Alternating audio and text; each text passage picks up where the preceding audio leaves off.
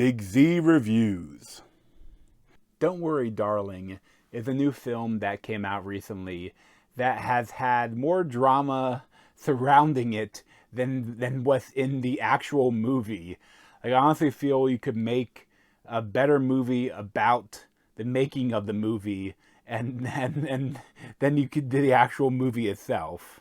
We ask for strength, a shoulder to cry on, food at home, a house clean, and discretion above all else. And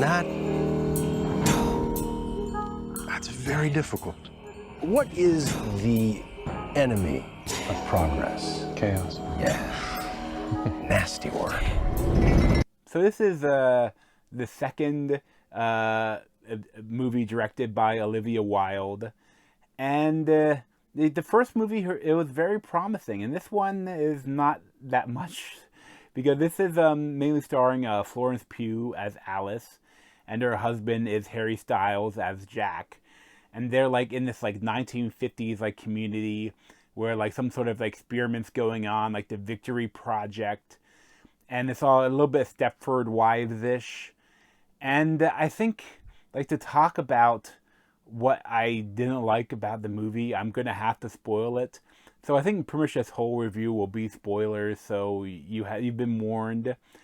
But, you know, I think the biggest problem with this film is the twist.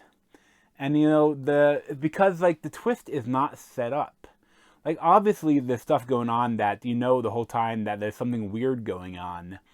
But I feel like for the twist, it doesn't work. Like, the twist would have been better if there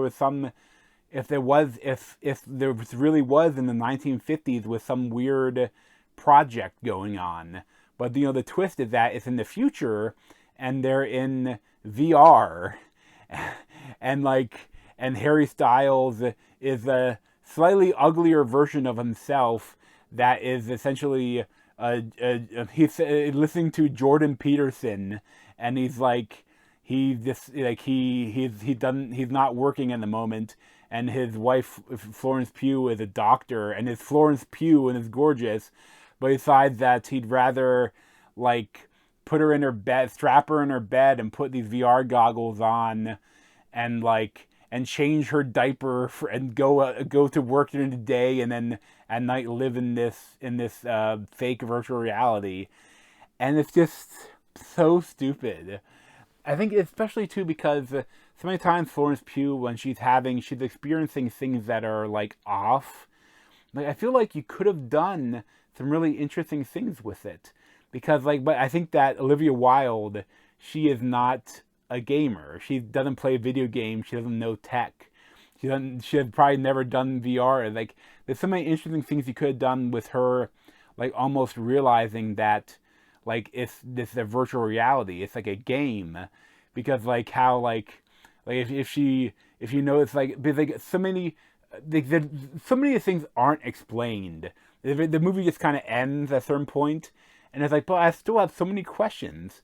Because, like, what I want to know is this VR, did Chris Pine's character create this VR?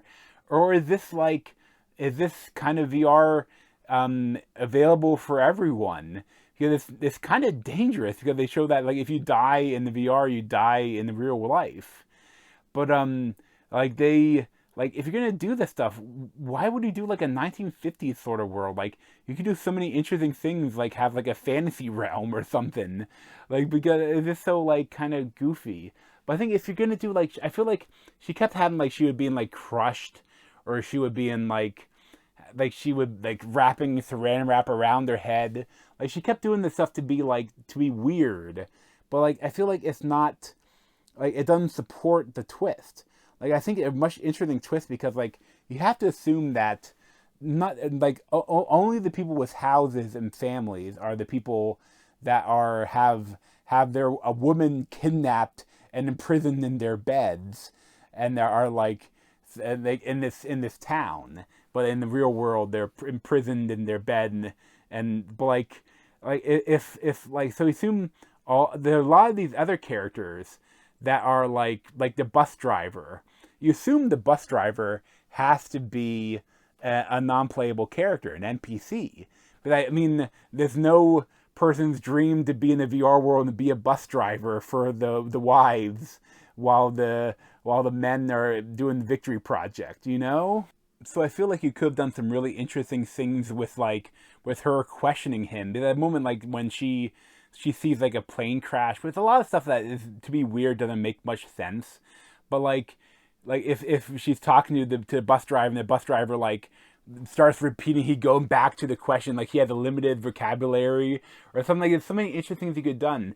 You could have her like noticing the sky box, like the sky doesn't move like a normal thing. It's like a sky box, like from a video game. You could even have like invisible walls, like instead of her having to like go into the area that like wakes them up. It doesn't make any sense. But like if she tried went exploring and then just like ran into an invisible wall, like because it's a video game, it's VR.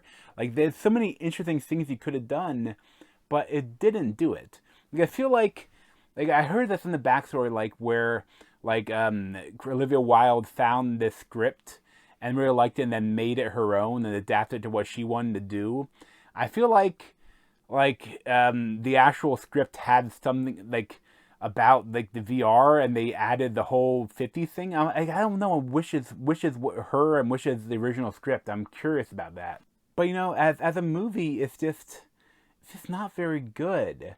Like it's so kind of weird for the sake of being weird, but then also kind of boring and stupid. And but like Florence Pugh is amazing. That's the thing. Like her performance is amazing, but it's in such a kind of shitty movie. You know, it's just kind of sucks. You know, and so much of the stuff is you're left with nothing. Like no questions are answered, and like stuff happens, and you're like, oh okay, that's interesting, I guess. You know, it's just not very good. I'd probably give it like a 5 out of 10. But thanks for watching. If you want to see more of me, you can subscribe down below. Thanks.